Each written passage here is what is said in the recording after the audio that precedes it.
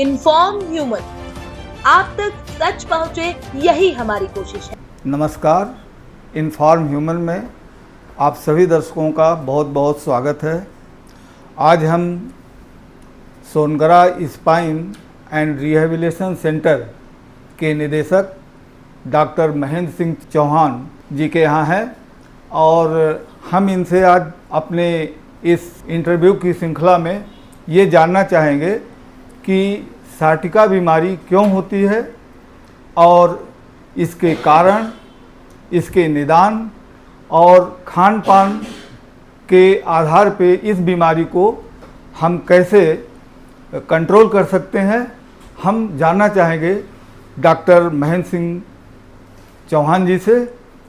तो डॉक्टर साहब नमस्कार। नमस्कार। आज हम साइटिका बीमारी के बारे में आपसे चर्चा करना चाहेंगे और ये हमारे दर्शकों को बहुत ज़रूरी है क्योंकि साइटिका बीमारी बहुत ही कॉमन बीमारी हो गई है और इसमें बहुत पेन भी होता है। तो हम ये जानना चाहते हैं कि आखिर ये साइटिका बीमारी क्यों होती है, इसके बारे में आप प्रकाश डालें। पहले तो हम हमारे दर्शकों को बताना चाहेंगे कि साइटिका होता क्या है। साइटिका एक नर्व है जो कि हमारे बटक से लेकर के जो बटक का हिस्सा है वहीं से होते हुए नीचे तक जाती है। साइटिका होने के कई सारे कारण हो सकते हैं। जनरली देखा गया है कि साइटिका जो है एक मिड एज वाले लोगों को होती है। जो लोग 30 से 50 के बीच के जो लोग रहते हैं उन लोगों में होने की संभावनाएं अत्यधिक होती हैं। किसी भी कारण से कोई एक्सीडेंट हो जाना या फिर कोई चोट लग जाना या फिर आपका जो हिप जॉइंट वाला हिस्सा है वहाँ पर कोई इंजरी हो जाना या फिर स्पाइन में जो डिस्क है उनके बीच में ब्लगिंग आ जाना, उससे भी सिम्टम आते हैं। साइटिका एक तरह का सिम्टम है, एक लक्षण है। जैसे आपको सर दर्द होता है तो उसे कह दिया जाता है कि भाई माइग्रेन हो रहा है। इस टाइप का ही एक जो कमर से लेके जो पेट तक का जो दर्द है उसे हम साइटिक पेन बोलते हैं। अच्छा सर, एक चीज़ मैं और जानना चाहूँगा, ये साइटिका आपने बोला नर्व की एक बीमारी है जिसमें नर्व डिसऑर्डर में हो जाती है।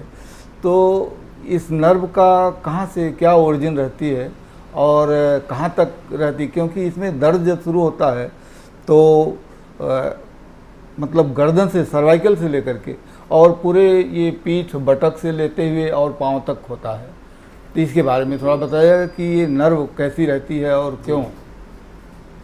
जैसा कि मैंने अभी शुरुआत में बताया कि ये जो नर्व है हमारे जो बटक से लेके जो थाई वाला जो हिस्सा है उसके बीच में होती है, उसे साइटिक नर्व हम बोलते हैं। साइटिक नर्व, उसका कंप्रेशन हो जाना किसी भी कारण की वजह से, उसकी वजह से पेशेंट को दर्द आता है, ना कि कमर में दर्द आता है जी। उस जगह पर कमर में दर्द नहीं आता है, एक जो बटक से लेकर के जो पैर वाला जो हिस्सा है उसके बीच में दर्द आता है या फिर बटक वाले हिस्से पर ही दर्द आता है। किसी किसी पेशेंट को थाइज वाले हिस्से पर भी आता है, किसी पेशेंट को जो पिंडलिया है वहाँ भी दर्द आता है, किसी पेशेंट को जो झिंझनी भी आ सकती है, एक टिंगलिंग सेंसेशन भी होती है पैर में, फुट में, ठीक है। और कई बार ये जो डिसीज़ है हमें हमारे स्पाइन का जो डायमेंशन है, डायमेंशन बिगड़ जाने की वजह से भी आता है। किसी किसी पेशेंट को एक हाइपोसिस एंगल बन जाता है, किसी की बैठक ऐसी हाइपोसिस वाली बन जाती है, उस वजह से भी ये सिम्टम आ सकता है। मतलब गेस्चर भी आवश्यक है इसमें, गेस्चर के कारण बहुत आवश्यक है, पोस्चर बिगड़ जाने की वजह से भी हो सकता है। तो हम सिर्फ उस पेन की बात कर रहे हैं कि भाई वो पेन होता क्या है एक्चुअली, किस वजह से पेन आता है।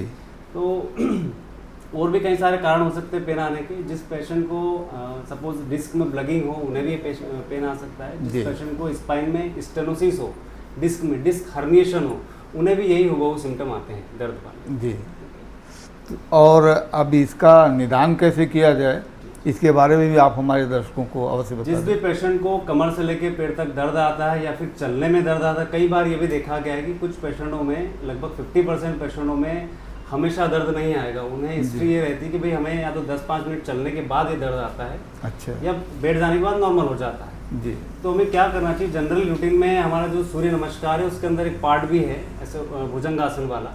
तो बजाय कि उसके करने के बजाय डेली अगर एक भुजंगासन सुबह उठते ही, अर्ली मॉर्निंग सुबह उठकर ही भुजंगासन 10 से 12 बार लगावे। भुजंगासन सबसे बढ़िया आसन इस चीज़ के लिए, मतलब योगासन बिल्कुल करते हैं, योग का एक माध्यम है वो भी भुजंगासन। उसमें भुजंगासन लगाते हैं तो ये बिल्कुल ना के बराबर है आपके लिए। अच्छा अच्छा, तो ये भुजंगासन से ही निदान हो जाता है कि कुछ मेडिसिन वगैरह भी? भुजंगासन लगाना चाहिए आपने। किसी किसी कंडीशन में किसी पेशेंट को अत्यधिक दर्द भी हो सकता है, किसी को माइल्ड भी हो सकता है। दोनों चीज़ें देखने को आती है पेशेंटों में, किसी को ज़्यादा भी होता है, किसी को कम होता है। कभी कभी सर क्या होता है कि पेन ज़्यादा हो जाती है तो उसके लिए कुछ मेडिसिन भी आप प्रेस्क्राइब करते हैं कि मेडिसिन भी इसके लिए होती है? हमारे यहाँ सिर्फ भौतिक चिकित्सा है जी। तो पहली बात तो केस को देखा जाता है कि किस प्रकार का केस है, किस वजह से इंजरी हुई है। अगर पेशेंट एक्सीडेंट की वजह से हुआ तो एक अलग केस होता है जी। या कोई अदर कोई डिसीज हो जिसमें बल्जिंग आ रहा है उस वजह से साइटिक पेन आ रहा है, वो अलग हिस्ट्री हो जाती है। तो डिपेंड करता है कि हिस्ट्री क्या है पेशेंट की। लेकिन आम जीवन की बात करें, अगर किसी पेशेंट को शुरुआती लक्षण आ रहे हैं, वो चल रहा है, बहुत सारे पेशेंटों की हिस्ट्री होती है, हम चलते हैं 10-5 मिनट चलने के बाद मुझे पिंडली में असहज महसूस लगता है, पिंडली में दर्द होता है, या फिर नीचे जो फुट है, फुट में 3 उंगलियों में झिनझिनी सी आती है, तो उसके सिम्टम हो सकते हैं। अच्छा, तो अब हमें जैसे आपने भुजंग आसन बताया, ठीक है, तो आसन के लिए भी बताया ये जाता है कि ये किसी एक्सपर्ट गुरु या जो भुजंग आसन या आसन के जानकार हैं उनसे डायरेक्शन में आप सीखें, तो ऐसा आप भी परामर्श ले सकते हैं, योगाचार्य उनसे भी ले सकते हैं, या फिर योगा सेंटर भी या अपने सेंटर। भुजंगासन ऐसी चीज़ें जो घर में हर कोई व्यक्ति कर सकता है, उसमें कोई बड़ा लॉजिक नहीं है।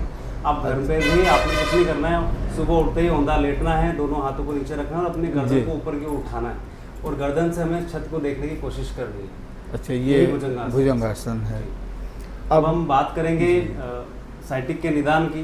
तो जब साइटिक सिम्टम जब आते हैं तो आपको डॉक्टर कई बार एक्सरे कराएंगे, एक्सरे के बाद हो सकता है MRI भी करानी पड़े, ये आपके इन्वेस्टिगेशन हो सकते हैं। उसके बाद आपको कुछ मेडिसिन भी दी जा सकती है, या फिर आपको एक्सरसाइज की या फिजियोथेरेपी की सलाह दी जाएगी। अच्छा, और इसके साथ साथ कुछ डाइट वगैरह के भी बारे में आप बताएं, साइटिका पेशेंट के लिए क्या डाइट के लिए वही हमारी शुरू से हमारा कहना है कि संतुलित डाइट ले और पेस्टिसाइड लेस भोजन करें।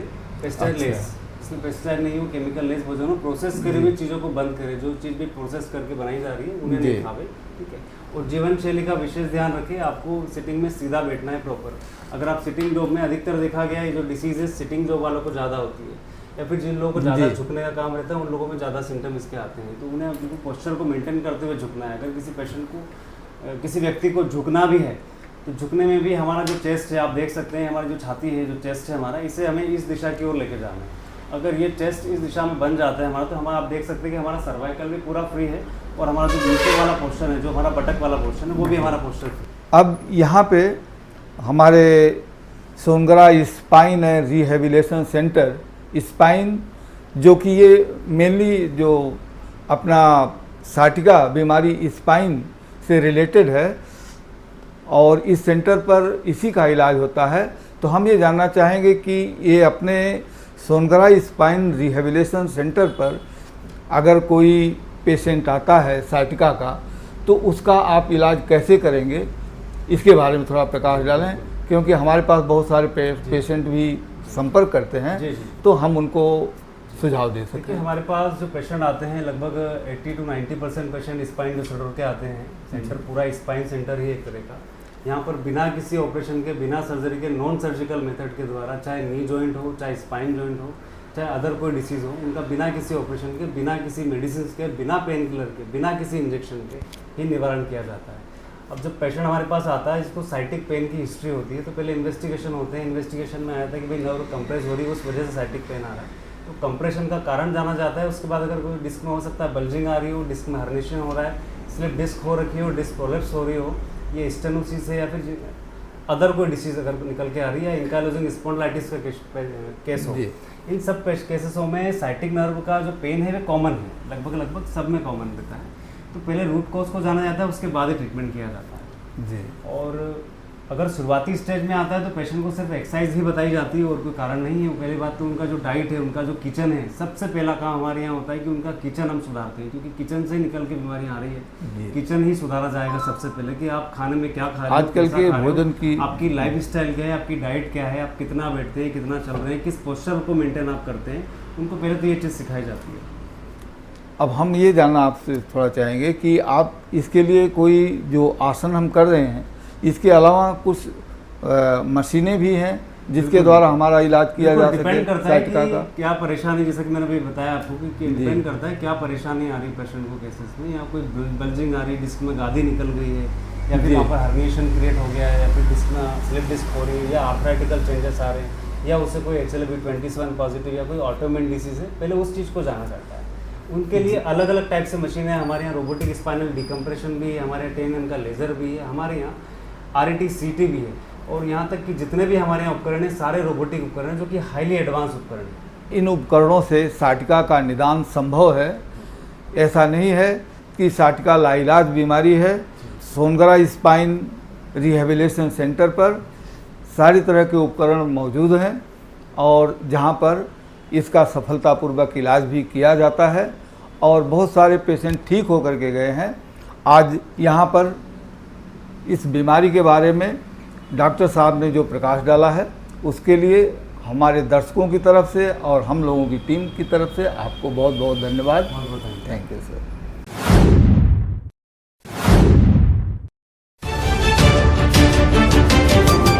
इन्फॉर्म ह्यूमन, आप तक सच पहुंचे, यही हमारी कोशिश है।